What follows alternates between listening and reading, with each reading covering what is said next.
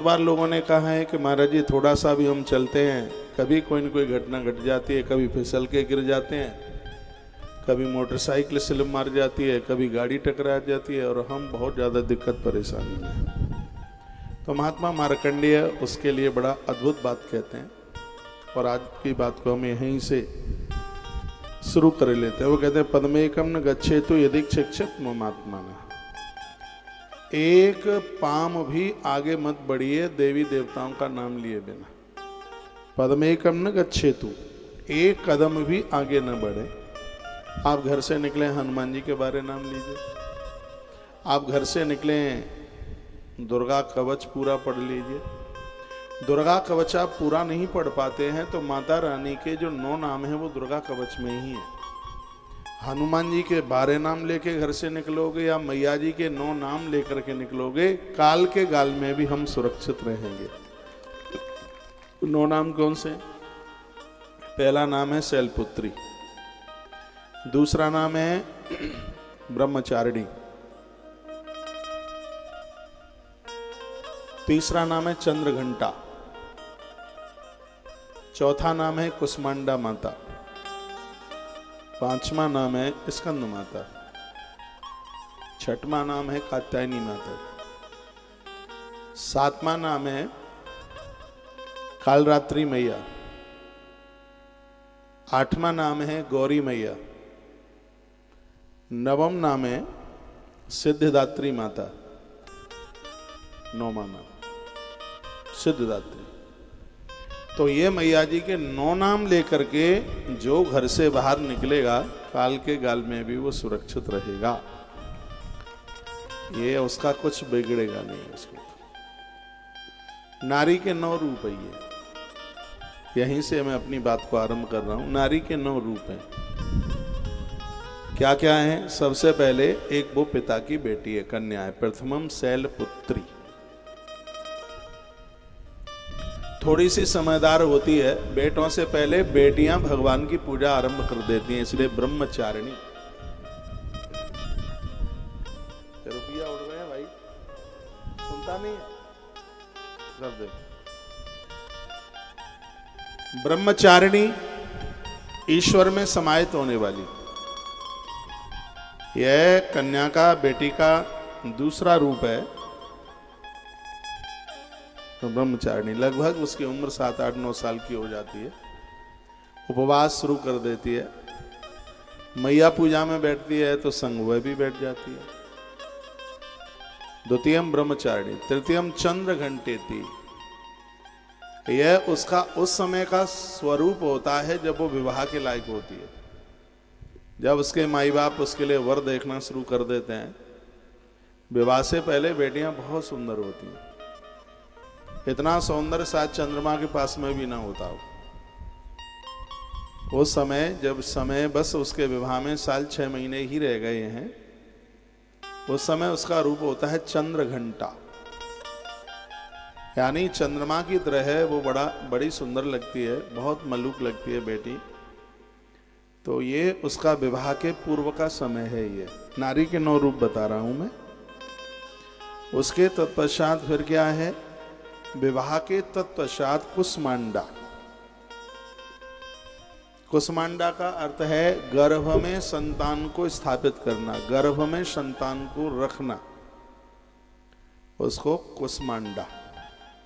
जिसने संपूर्ण ब्रह्मांड को अपने आप में समाहित कर लिया है वही तो माता कुष्मांडा है।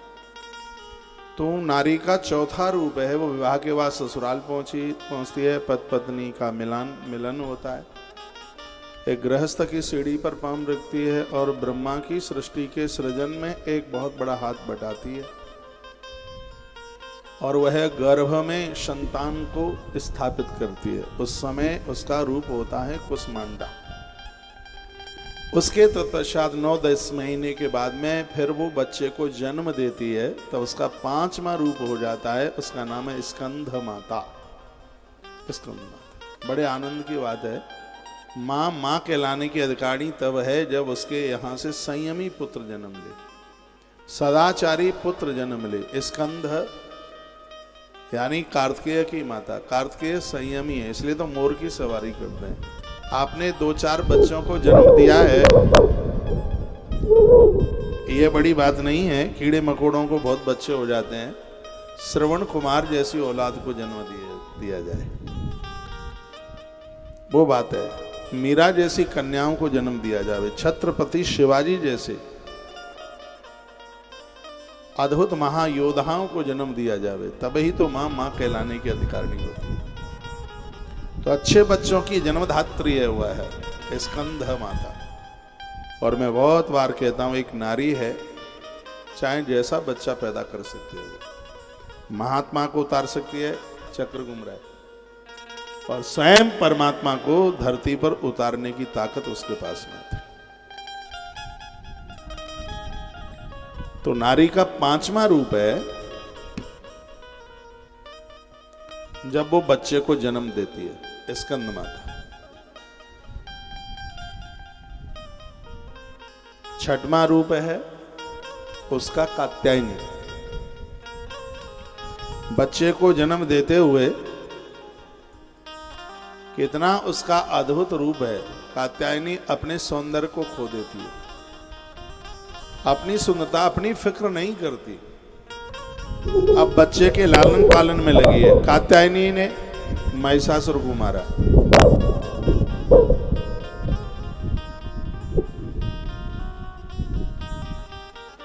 कात्यायनी वो नाम है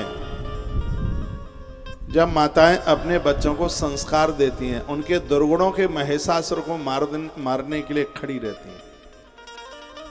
ये नारी का इतना अद्भुत रूप है। और इसी रूप में उपनिषद कहते हैं मातृ देवो भव। उस समय वो माता अपने बच्चों की गुरु बन जाती है, बच्चों को सिखाती है। इसमें आप बहुत, मेरी बहनें बैठी हैं जो अपने बच्चों को ट्यूशन पढ़ाती हैं। जिस समय आप बच्चों को योग्य बना देती हैं, उस समय ही नारी का रूप कात्यायनी का होता है, समझदार बना देती है। बेटी हो चाहे बेटा, बच्चों को संस्कार तो देना ही है। स्वयं माता पार्वती को गोद में बिठा करके माता मैना अद्भुत सीख देती है। माता सुनैना जानकी को गोद में बिठा करके अच्छी सी सीख देती है। और जिस समय आप बच्चों को, बेटा बेटी कोई भी हो, जिस समय आप अपने बच्चों को पढ़ाते हैं, सिखाते हैं, अच्छी बातें बताते हैं, उस समय आपका नारी का 5वां रूप होता है। वो 6वां रूप होता है कात्यायनी। ये समझ लो कि उस समय तो मास्टर डिग्री आपके पास, आप टीचर हैं, आप मास्टर हैं, आप सिखा रहे हैं, और बच्चों को आप गढ़ देती हैं, बच्चों को आप बना देती हैं, अद्भुत बना देती हैं। और आज वर्तमान समय में ये 6वें रूप को भूला जा रहा है। इसको भूलिए मत। कात्यायनी जो रूप है नारी का, जिसको आप बच्चों को बहुत समझदार बना देती हैं, बहुत सजग जागरूक बना देती हैं, यह है नारी का 6वां रूप है। और उसके बाद में है सप्तम काल रात्रि। जिस समय घर में कोई बीमार हो जाए,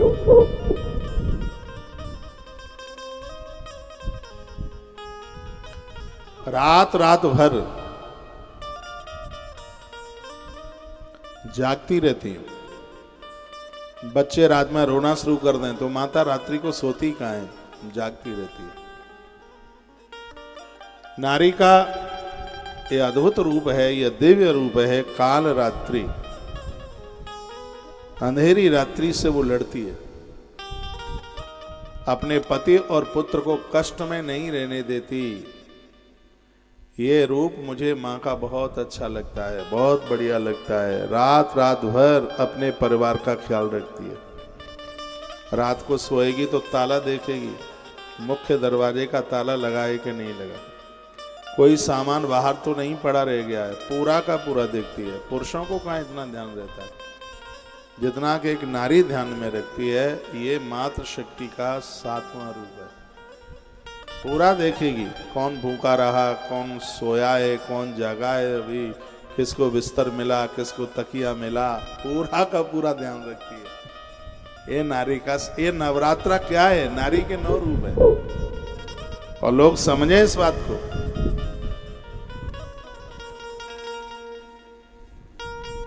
पति बीमार है तो आदमी को ध्यान नहीं रहता है कि मुझे दवाई लेनी है। कि अपना भी ध्यान भले ही चूक जाए, लेकिन पुत्र और पति का ध्यान चूकती नहीं है। कहती है इतने बजे दवाई लेनी है और इतना बज गया, दवाई लेनी होगी। और एक अधिकार के साथ, डांट करके नहीं, अधिकार के साथ कहती है। और दवाई दे करके ही जब सब सो गए, जब कोई नहीं रहा, उसके बाद 2-3 घंटे की झपकी ले लेती है, भोर में जल्दी जगती है। यह उसका अद्भुत रूप है, 7वां रूप है सिद्धिदात्री।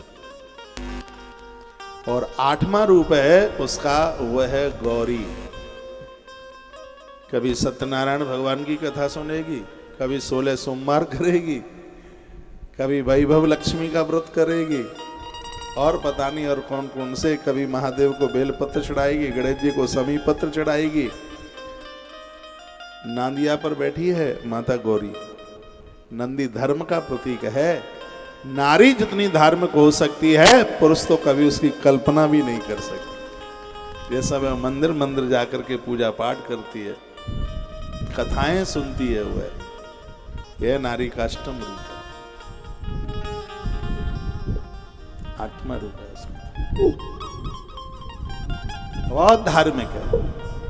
किसी को भूखा नहीं जाने देती, घर से बिना दिए, दक्षिणा दिए किसी को नहीं जाने देती।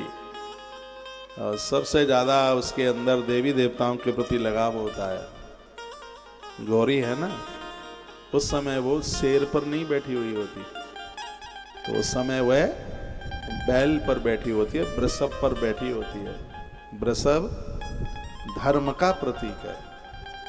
और ये नारी का 8वां रूप है कि वो बहुत धार्मिक होती है, अपने लिए कुछ नहीं मांगती। भोलेनाथ को कहती है बच्चे को अच्छी सी जॉब मिल जाए। यदि बच्चों को संतान नहीं है तो प्रार्थना करती है, एक तो बेटे को बेटा हो जाए, एक संतान हो जाए, प्रार्थना करती है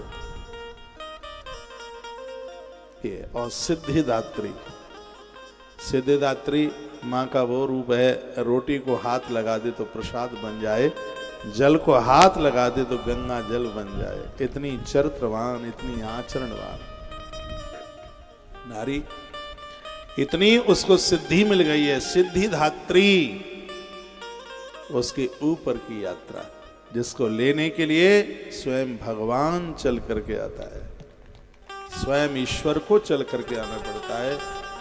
ये 9 रूप उस नारी के हैं।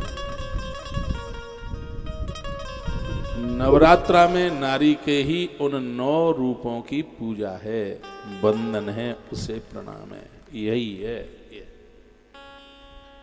नारी को नौकरानी मन समझिए। नारी नर की खान, ये ध्रुव प्रहलाद जैसे महासपूतों को जन्म देती है। ये छत्रपति शिवा की मां बन करके आती है। ये साधारण नहीं है। धरती में सूना पनेगी, यह न होगी तो। आज नवरात्रा के समय पर देश और दुनिया में जितने भी माता रानी के मंदिर हैं वो सब सजे हुए हैं और भीड़ें लगी हैं दर्शन के लिए उनके दरबार में। नारी के बिना तो धरती है ही नहीं। नारी को प्रकृति कहा गया है। प्रकृति के बिना तो सब शून्य, कुछ भी नहीं है। तो आज की कथा में मैं बहुत आनंद के साथ में ये कह रहा हूं कि माता रानी के जो 9 रूप हैं वो बड़े अद्भुत हैं। वो नारी के ही 9 रूप हैं। बात यह चल रही थी, जब ये कहा जाता है कि हमें हाथ ठोकर लग जाती है, टक्कर लग जाती है, एक्सीडेंट हो जाता है, तो माता के 9 नाम लेके घर से चलो। पद्मेकम न गच्छे तो देख छेक बात माना। एक पाम भी माँ का नाम लिए बिना, भगवान का नाम लिए बिना घर के बाहर मत निकलो। हनुमान जी के 12 नाम लीजिए। एक नारायण कवच का मंत्र है, उसको उच्चारण करके भी आप जा सकते हैं। उसका वर्णन श्रीमद् भागवत में है। ओम विष्णवे नमः, ओम विष्णवे नमः, ओम विष्णवे नमः, ओम विष्णवे नमः, ओम विष्णवे नमः। कम से कम 5 बार उच्चारण करके। ऐसा नहीं कि मुंह में गुटखा भरा हुआ हो, मुंह शुद्ध हो, स्नान करते हुए, भगवान के मंदिर में मत्था टेकते हुए, और यह नाम उच्चारण करके जाए। मैं यहाँ आता हूँ तो नारायण कवच के इस मंत्र का उच्चारण करते ही आता हूँ।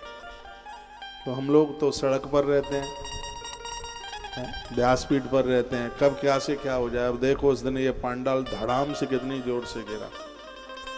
इसलिए तो भजन पूजा पाठ सब काम में आता है। पांडाल गिरने के 5 ही मिनट पहले मैं बोल रहा था कि आप सब पांडाल के बाहर हो जाइए। आप मेरा मुंह देख रहे थे कि बोल क्या रहे हैं, क्योंकि उस समय तो सब सुरक्षित था। तब तो लग ही नहीं रहा था कि गिर जाएगा, लेकिन लग रहा था, हमें तो लग ही रहा था कि ये गिरेगा। ये पहले तो मैंने सोचा कि इस पर बैठा रहूं, मैं बैठा रहा हूं इस पर, लेकिन अंदर से आवाज आई। मैंने एक बार ऊपर भी देखा तो वो बड़ी बड़ी कैंची थी। मुझे लग रहा है ये गिरेगा तो कैंची ऊपर होगी बिल्कुल एकदम। तो जैसे ही व्यासपीठ से बस मैं नीचे उतर के लेट गया इसके ऊपर, तो हम में और उस कैंची में एक पाइप तो यहीं गिरा था टूट करके गिर के। तो कितना अंतर होगा, एक आध बिलंदे का ही अंतर होगा, लेट गए थे नीचे। तो ये मैं कोई अपनी महिमा नहीं गा रहा हूं, मैं ये निवेदन कर रहा हूं कि हम और आप 24 घंटे खतरे में ही जी रहे हैं। ये तो भगवान की कृपा है कि वो सुरक्षा कवच बन करके हमारे लिए खड़ा रहता है।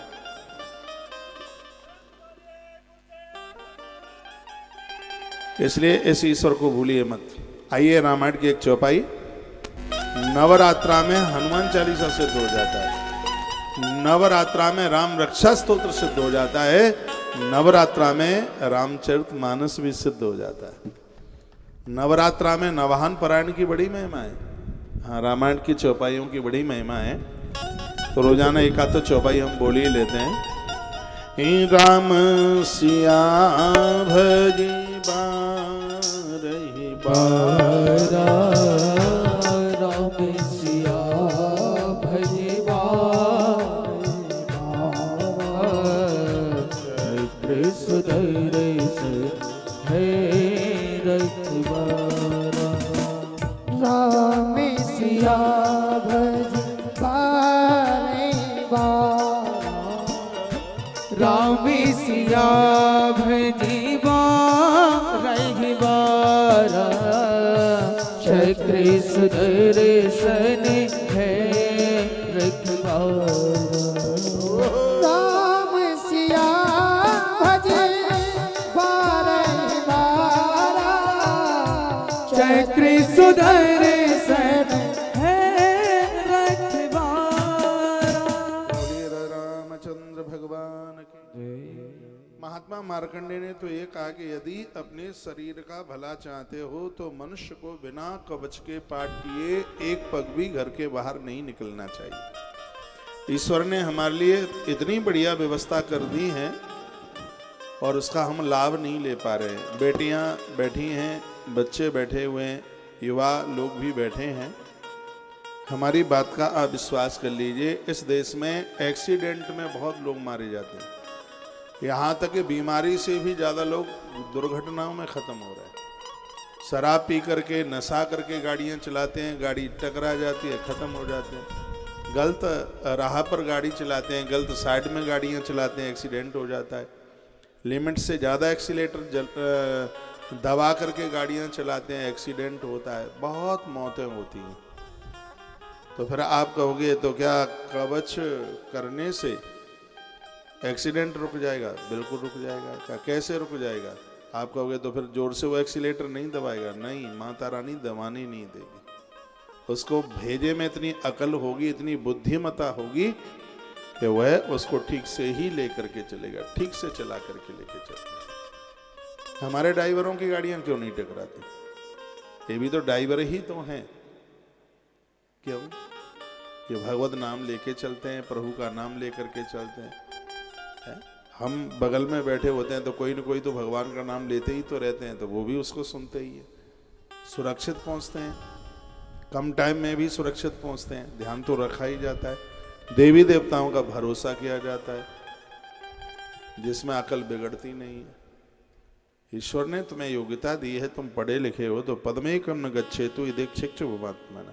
पूरा कवच का पाठ नहीं कर सकते तो माता रानी के 9 नाम तो पढ़ ही सकते हैं आप चलते समय, नेत्र बंद करके, भगवान को प्रणाम करके। प्रथमम शैलपुत्री च द्वितीयम ब्रह्मचारिणी तृतीयम चंद्र घंटेति कुष्मांडेति चतुर्थकम पंचम स्कंद मातेति षष्टम कात्यायनीति च सप्तम कालरात्रीति महागौरीति चाष्टवम नवम सिद्धदात्री च नव दुर्गा प्रकीर्तिता। ये दुर्गा कवच में ही तो 9 नाम है माता जी के, दुर्गा कवच में ही है। तो पदमेकम न गच्छेतु यदीक्षमात्मनः कवचेना व्रतो नित्यम यत्र यत्रैव गच्छति। वर्णन तो ये कहा गया कि कवच का पाठ करके आप यात्रा करते हैं तो कवच के द्वारा सब ओर से सुरक्षित मनुष्य जहां जहां जाता है वहां वहां उसे लाभ ही लाभ प्राप्त होता है, उसको हानि होती ही नहीं। दुर्गा आप जा रहे हैं माता? ठीक है, मोबाइल में सुन लेना है, कल फिर आ जाना। कल थोड़ा कथा का टाइम चेंज होगा, 4 बजे मैं यहाँ पहुँचता हूँ तो कल मैं 3:30 पहुँचूँगा। कल मुझे उधमपुर जाना है, 1-2 घंटे का कार्यक्रम उधर भी है, वहाँ के लोग सुन पा रहे हैं तो आप ज़रूर पधारिएगा। कल थोड़ा आधा घंटा जल्दी से यहाँ विराम देके और मुझे 7 बजे वहाँ पहुँचना है, 7:30 बजे से कार्यक्रम चालू है। तो कल थोड़ा सा आप जल्दी से आइए। आज बड़ी रुकावट थी, एक मैया के आगे तो किसकी चलेगी, मौसम बिल्कुल साफ है, नहीं तो चौड़े में आप बैठे हैं, पानी गिरना शुरू हो जाता तो कथा फिर कैसे हो पाती। आप भले ही ना होते, मैं तो कथा कुछ गा के ही जाता और ऐसा ही सोच के मैं आया था। मैं तो टाइम से पहुंचा, कुछ मिनट पहले ही पहुंचा था, 4 बजने में कुछ मिनट पहले थे।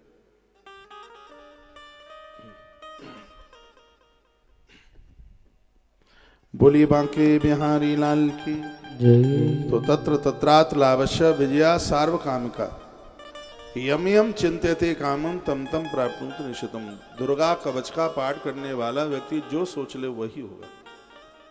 ये बहुत प्रमाण के साथ है बात। वो जो सोच लेगा उसको होना है, गारंटी से होना है। दुर्गा कवच का इतना बड़ा प्रभाव है। घी का दिया जलाकर माता रानी के सामने हर एक श्लोक पर फूल माँ के चरणों में चढ़ाया जाए, कवच सिद्ध हो जाएगा। यज्ञ करने पर हर एक मंत्र के साथ में आहुति डाली जाए, दुर्गा कवच सिद्ध हो जाएगा। बीमारियां नहीं बढ़ेंगी, आयुष बढ़ेगा, कारोबार चलेगा। और सबसे आनंद की बात है कि उसको अपने लोग उसे कभी छोड़ करके नहीं जाएंगे। ये प्रभाव दुर्गा कवच का है। नहीं तो ये वृद्ध पूरा बुढ़ापे में इसलिए टूट जाते हैं, उनको यह लगता है कि बच्चों ने हमें छोड़ दिया, बहुओं ने हमें छोड़ दिया है, तो ये बड़े तकलीफ में होते हैं। और जीवन के अंतिम श्वास तक परिवार में, खानदान में आपकी कदर बनी रहे, माता रानी का दुर्गा कवच शुरू कर दीजिए। इसमें मेरा कोई लोभ तो है नहीं, इसमें मेरा तो कोई स्वार्थ है नहीं। आप बढ़िया जीवन जिएंगे तो मुझे लगेगा कि मेरी 30 वर्ष की कथा सार्थक हो गई, मुझे तो यह लगेगा। आप किसी भी देवी देवता के भगत हैं, उससे क्या फर्क पड़ता है उससे। दुर्गा कवच ये नहीं है कि नवरात्रा में ही, रोज की अपनी पूजा में इसको जोड़ लीजिए। आपसे पढ़ना नहीं आता है तो मोबाइल में उसको चालू कर दीजिए, उसको सुन करके जाइए। नहीं तो पढ़ने में भी कोई तकलीफ नहीं है, कोई दिक्कत नहीं है, उसको हिंदी में भी आप पढ़ सकते हैं। कितना सुंदर श्लोक है। यम यम चिंत्यते कामम तम तम प्राप्नोति निश्चितम। जो तुम सोच लेंगे वही हो जाएगा। ये कवच की देन है। मैं रोज करता हूँ भगवान की कृपा से, मुझे तो कंठ हो गया है, लंबे समय से कर रहा हूँ। मैं तो यज्ञ में आहुति डालता हूँ इससे, दुर्गा कवच से। और इसका प्रभाव मैंने देखा। नैमिषारण्य से मैं कथा करके लौटा, थोड़ा टाइम हो गया, मंडला की गौशाला जा रहा था। कानपुर और झांसी रोड पर एक जगह पड़ती है पुखराया। अन्नू है कहीं पुखराया? तो एक क्रॉसिंग पर इधर से गाड़ी, सफारी गाड़ी होती थी, पीछे 2 पुलिस वाले भाई चौपाटी में बैठे हुए थे। एक बालक था वो ज्ञानेंद्र, एक बच्चा और था पटेरिया, और गोपाल जी तो हम तो उनके संग ही चलते हैं, वो हमारे साथ क्या चलेंगे।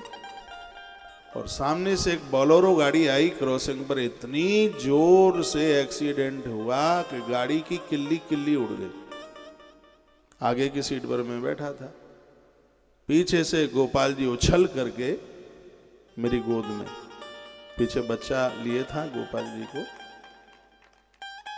और हमारे भगवान नर्मदेश्वर थे गाड़ी में। इतनी जोर से एक्सीडेंट हुआ कि देखने वाले लोगों को लगा कि इसमें तो कोई जिंदा नहीं बचा होगा। गाड़ी खत्म। हम उस गाड़ी में 5 लोग बैठे थे। छठवां ड्राइवर था। किसी को मच्छर का दाग नहीं था, बिल्कुल किसी को।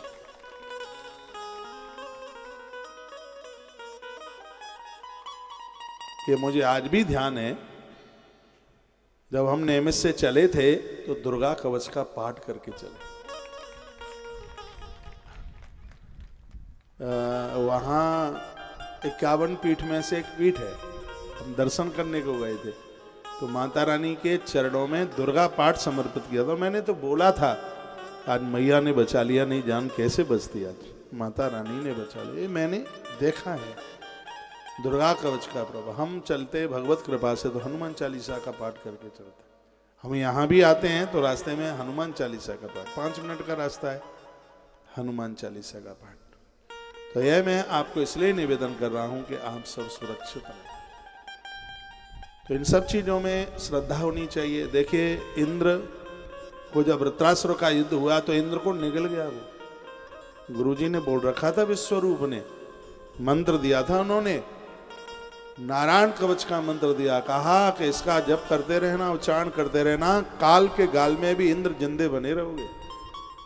तो मौत के मुंह में इंद्र चले गए और वहीं उन्होंने नारायण कवच का पाठ मंत्र पढ़ा तो वो वृत्रासुर का पेट फाड़ करके बाहर निकल करके आ गए।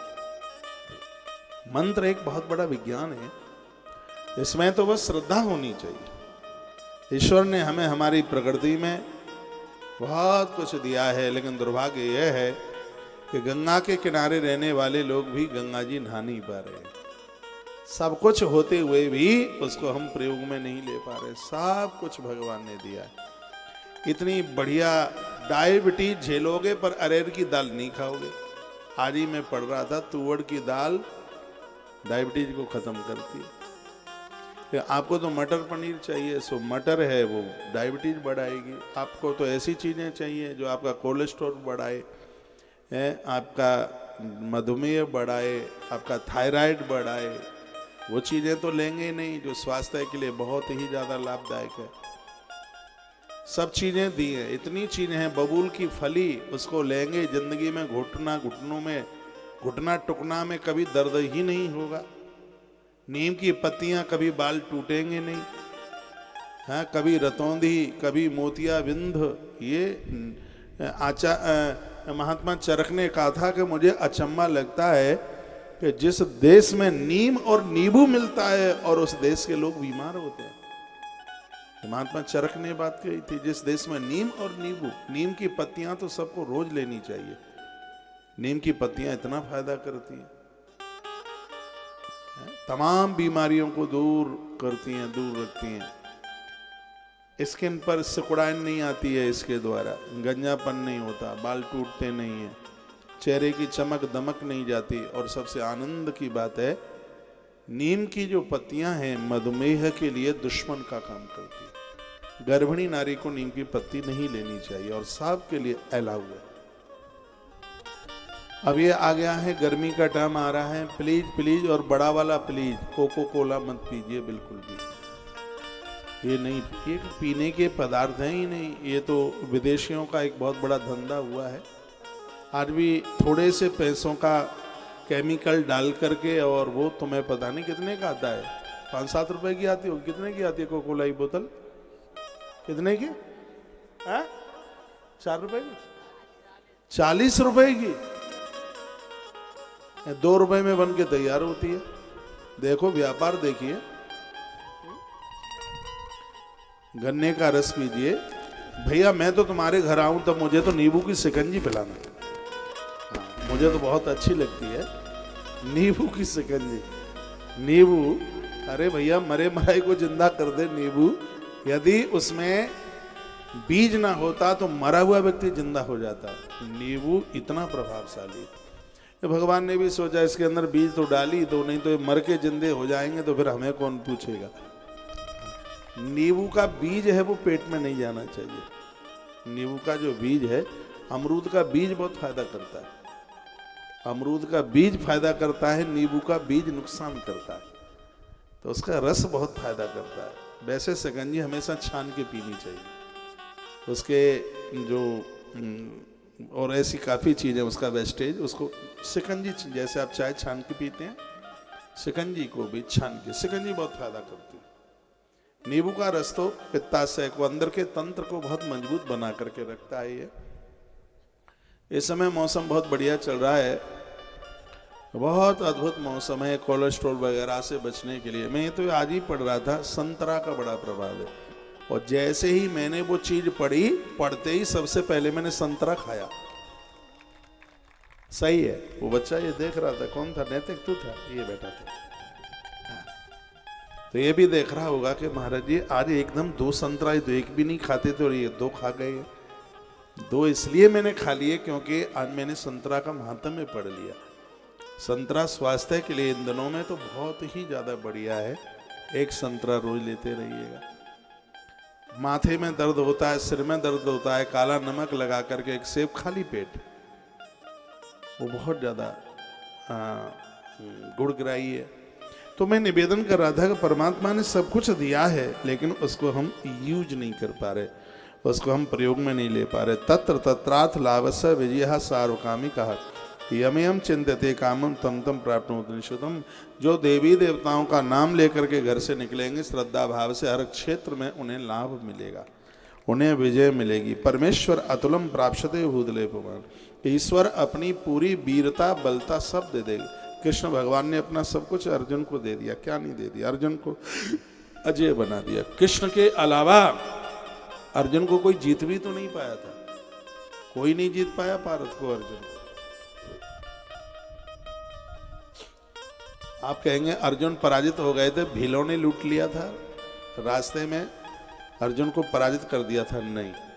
पितामह भीष्म जिसको पराजित नहीं कर पाए, कर्ण जिसे पराजित नहीं कर पाए, भील क्या उन्हें पराजित करते। भगवान ने सोचा एक मैं ही हूं अजय, अर्जुन तो संसार का जीव है, और धरती पर जो जीव आया है उसने एक बार तो कम से कम पराजय का मुंह देखा ही है, लेकिन अर्जुन को अभी तक पराजय नहीं मिली। प्रकृति का सिस्टम गड़बड़ हो जाएगा, तो भगवान ही रास्ते के भील बन करके अर्जुन को पराजित कर दिया। मनुष्यों की ताकत नहीं थी कि कोई अर्जुन को परास्त करके बता देता। एक ऐसा भगवान है जो अजय है, जीत को सके अजय रघुराई, माता जानकी ने बात कही थी। तो क्या सुंदर बात कही है, परमेश्वर तुलम प्राप्यते भूतले पुमान। जो देवी देवताओं का स्मरण करते हैं, भगवान अपनी शक्ति उन्हें प्रदानित कर देते हैं, अपनी ताकत दे देते हैं। सिरा दे, अपनी ताकत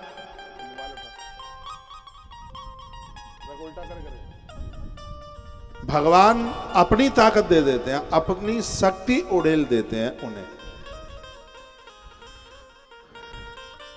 परमेश्वर मतुलम प्राप्यते भूतले पुमान, बड़ा अद्भुत श्लोक है कवच का। कहा हुआ व्यक्ति जिस अभीष्ट वस्तु की प्राप्ति करना चाहता है वो सब मिल जाता है, कवच से सुरक्षित मनुष्य निर्भय हो जाता है। 45 नंबर का बड़ा अद्भुत श्लोक है। दुर्गा सप्तशती आप रखते ही होंगे। निर्भयो जायते मरता संग्रामेश्वर पराजिता, वो निर्भय हो जाता है, निडर हो जाता है।